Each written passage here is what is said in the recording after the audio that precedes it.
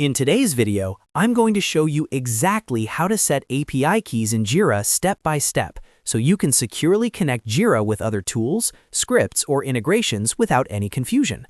API keys, also called API tokens in Jira, are essential if you're working with automation, third-party apps, or development workflows. We'll go through the full process from your profile all the way to creating and managing your API token.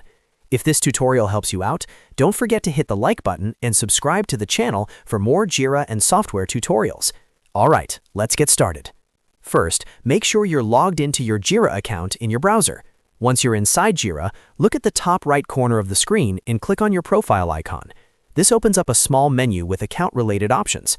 From this menu, click on Account Settings. This will redirect you to your Atlassian account management page, which is where all your personal and security settings are handled.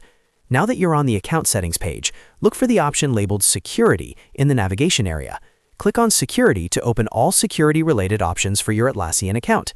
This section is important because it's where you manage passwords, login activity, and API access. Inside the Security section, scroll until you find the option called Create and Manage API Tokens. Click on this option to open the API Token Management page.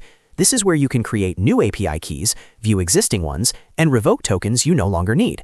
Before you can continue, Atlassian may ask you to verify your identity.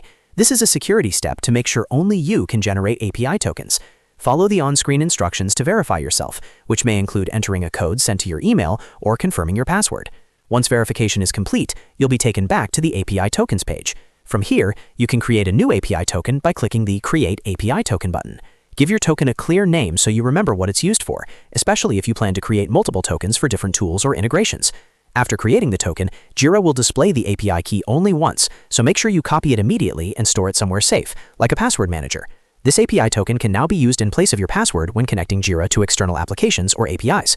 Remember, if a token is ever compromised or no longer needed, you can always come back to this page and revoke it instantly to keep your account secure.